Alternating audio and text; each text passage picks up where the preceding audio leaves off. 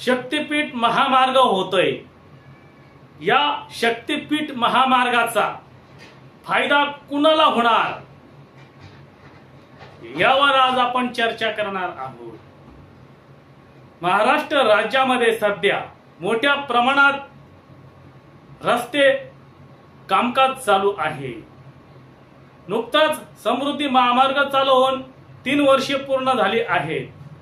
पुढील काही काम देखील चालू आहे। लवकरच पूर्णपणे हा महामार्ग सुरळीत चालू होईल। याच पार्श्वभूमीवर आता शक्तीपीठ महामार्ग होत आहे। या शक्तीपीठ महामार्गाची काय गरज आहे? खरोखर गरज आहे का? खरंच हा बांधला पाहिजे का? खरंच जनतेला फायदा होईल का? आजपर्यंत झालेल्या रस्त्यांचे फायदे झालेत का? यावर आज आपण चर्चा करणार आहोत। समृद्धी महामार्ग आणि शक्तीपीठ महामार्गाची आज आपण तुलना करणार आहोत। शक्तीपीठ आणि समृद्धी महामार्गाच्या तुलना केल्यानंतर आपणास लक्षात येईल शक्तीपीठ महामार्ग कुणासाठी बांधला जातोय आणि यात फायदा कुणाचा, जनतेचा, सामान्य माणसाचा, शेतकऱ्यांचा का कुणाचा फायदा हे आपणास कळणार आहे। यासाठी आपणास या दोन्ही महामार्गांची प्राथमिक माहिती घेणार आहोत।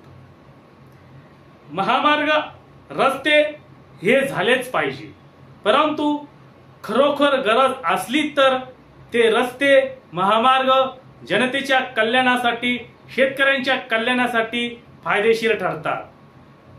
जनता आणि शेतकरी आणि व्यापाऱ्यांचे फायदा झाला तर देशाचा फायदा होतो आणि देशाची अर्थव्यवस्था मजबूत होण्यास मदत होते। परंतु सध्या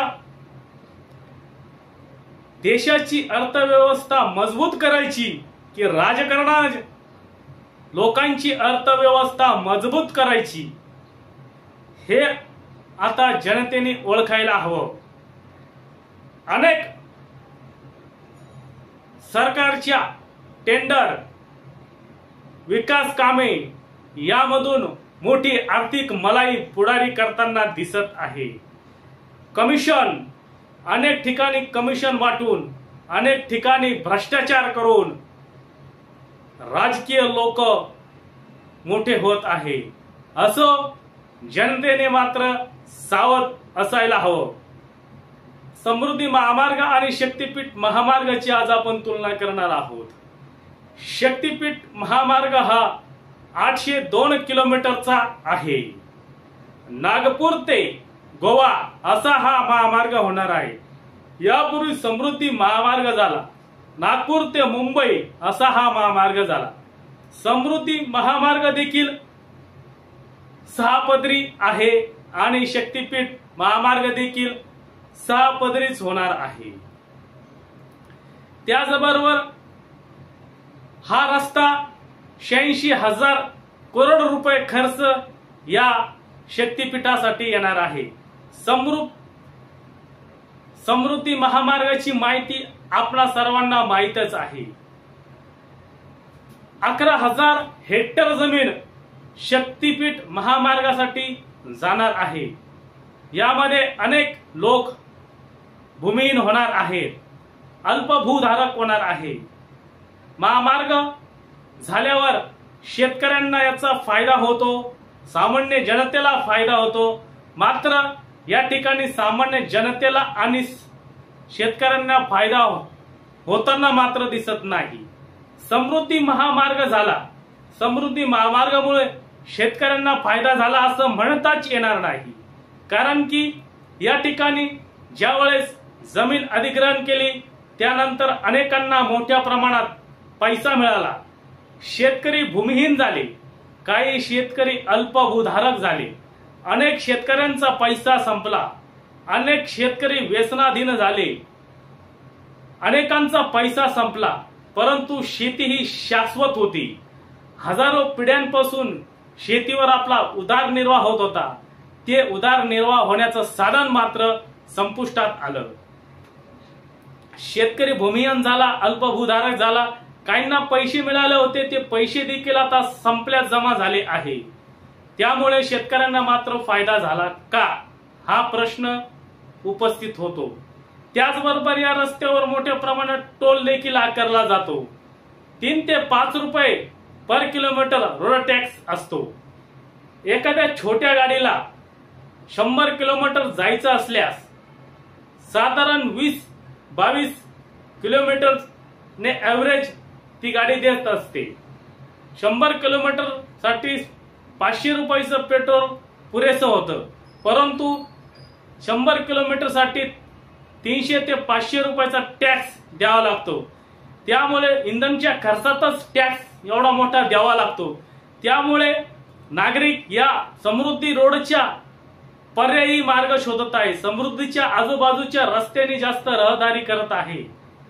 ज्यांच्याकडे पैसा आहे, जे धनदागडे आहेत, मोठे पुढारी आहेत, ब्लॅकचा त्यांच्याकडे पैसा आहे, अवैध धंदे करणारे आहेत, यांच्याकडे मात्र मोठ्या प्रमाणात पैसा असल्यामुळे ज्यांच्याकडे पैसा आहे तोच या रस्त्याचा जास्तीत जास्त वापर करताना दिसत आहे।